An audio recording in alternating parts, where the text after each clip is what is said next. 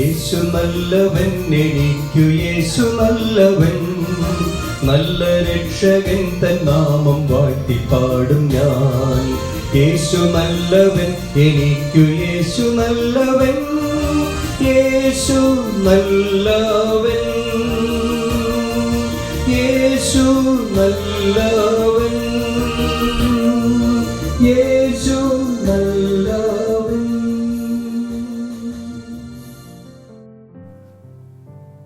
ദൈവനാമത്തിന് മഹത്വമുണ്ടാകട്ടെ. ഇന്നത്തെ പ്രഭാത ധ്യാനത്തിനായി 44 സങ്കീർത്തനം 18-19 വാക്യങ്ങൾ. നീ ഞങ്ങളെ കുറുക്കന്മാരുടെ സ്ഥലത്ത് വെച്ച് തകർത്ത് കളയുവാനും കൂരിട്ടുകൊണ്ട് ഞങ്ങളെ മൂടുവാനും തക്കവണ്ണം ഞങ്ങളുടെ ഹൃദയം പിന്തിരിക്കുകയോ ഞങ്ങളുടെ കാലടികൾ നിന്റെ വഴി വിട്ടുമാറുകയോ ചെയ്തിട്ടില്ല.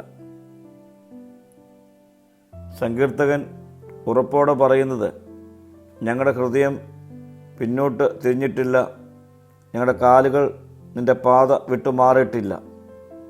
കഷ്ടതകൾ നമ്മുടെ ജീവിതത്തിൽ ആഞ്ഞടിക്കുമ്പോൾ സങ്കീർത്തകനെപ്പോലെ നമ്മുടെ വിശ്വാസം മാറിയില്ല എന്ന് പറയുവാൻ നമുക്ക് കഴിയുമോ? പ്രിയരെ, സാഹചര്യങ്ങൾ മാറിയാലും ദൈവത്തോടുള്ള നമ്മുടെ നിലപാട് മാറ്റുവാൻ നാം ശ്രമിക്കരുത്. ഇവിടെ സങ്കീർത്തകൻ പറയുന്നത്, ഞങ്ങളുടെ ഹൃദയം പിന്തിരിയുകയോ ഞങ്ങളുടെ കാലടികൾ നിന്റെ വഴി വിട്ടുമാറുകയോ ചെയ്യാഞ്ഞിട്ടും നീ ഞങ്ങളെ തകർത്ത് മരണനിഴലിൽ ഞങ്ങളെ മൂടിക്കളഞ്ഞു എന്നാണ്. ദൈവമുണ്ടായിട്ടും ഇരുട്ട് അനുഭവപ്പെടുന്ന അവസ്ഥ. എന്നാൽ ഈ ഇരുട്ടിൻ്റെ അവസ്ഥയിലും അവർ പിന്തിരിയുന്നില്ല, വിശ്വാസം ഉപേക്ഷിക്കുന്നുമില്ല. പ്രിയരെ, യഥാർത്ഥ വിശ്വാസം ഉത്തരങ്ങൾ ലഭിക്കാത്തപ്പോഴും ദൈവത്തോട് ചേർന്ന് നിൽക്കുന്നതാണ്. ഇന്ന് നമ്മൾ മരണനിഴലിൽ കൂടി നടക്കുകയാണെങ്കിലും നാം ഓർക്കുക, ദൈവം നമ്മെ മറന്നിട്ടില്ല. നമ്മുടെ വിശ്വാസത്തെ അവൻ കാണുന്നു. ഇരുട്ട് അവസാന വാക്കല്ല.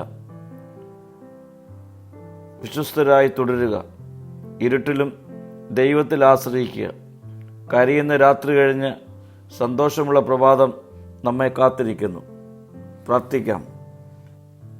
ഇരുള് നിറഞ്ഞ ജീവിത അനുഭവത്തിൻ്റെ മധ്യത്തിലും ഒരു വെളിച്ചത്തിൻ്റെ പ്രഭാതം എനിക്കായി ഒരുങ്ങുന്നു എന്ന വിശ്വാസത്തിൽ ദിനംപ്രതി നിലനിൽക്കുവാനുള്ള കൃപ എനിക്ക് നൽകണമേ.